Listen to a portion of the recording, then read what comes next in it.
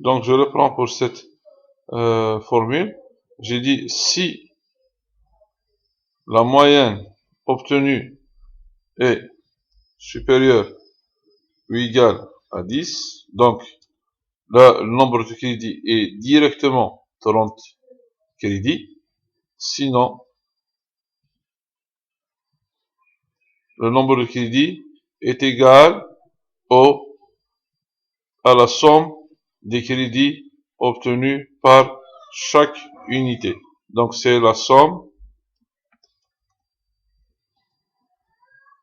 des crédits de chaque unité.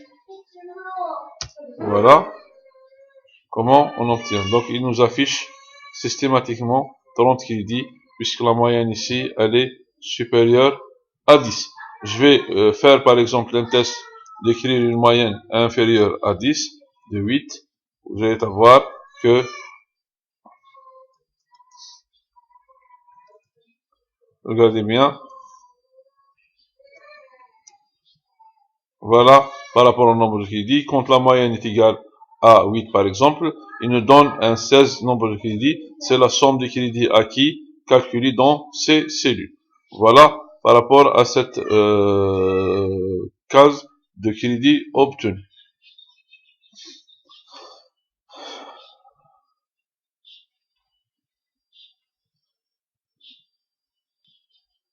Justement, par rapport à la case crédit, on va la calculer, c'est la somme des crédits de chaque unité validée. Voilà comment on les obtient. Ici, c'est 2, uniquement 2. Donc, c'est ça plus l'autre.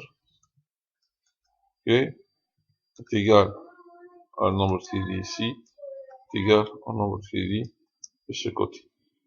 C'est pas la peine de refaire la même formule pour le reste. Il suffit de faire uniquement un copier-coller. Ça va nous apporter la même chose.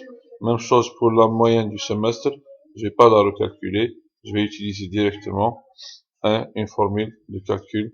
Je vais copier la formule de calcul parce qu'on voit que ça, c'est la même chose pour les deux semestres. Voilà la moyenne qu'on obtient. Et je vais faire la même chose ici par rapport au crédit. Je vais copier la même formule pour le semestre 2. Voilà ce qui va nous donner nombre de crédits. Et je vais vous faire le test aussi. Si je change par exemple ici le nombre de crédits, je vais mettre plutôt la moyenne de 9. Vous allez voir que le nombre de crédits validés, c'est uniquement 20, parce que si je fais la somme de ces cases, ça nous donne uniquement 20 crédits validés. Voilà. En ce qui concerne la moyenne de l'année, elle est égale à la moyenne du semestre 1 plus la moyenne du semestre 2, le tout qu'on va diviser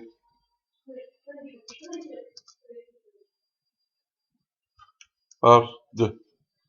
Voilà la moyenne qu'on obtient par rapport à l'année et par rapport à cette étude.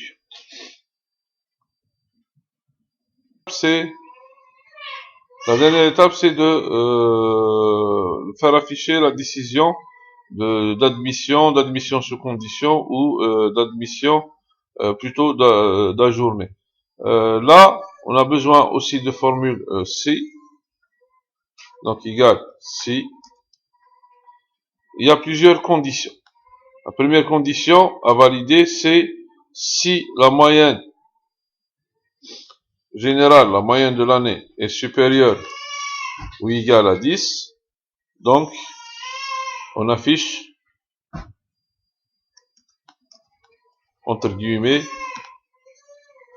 admis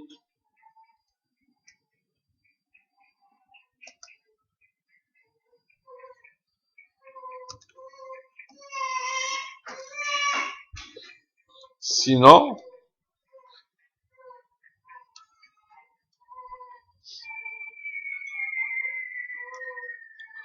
là on va vérifier le nombre de crédits acquis.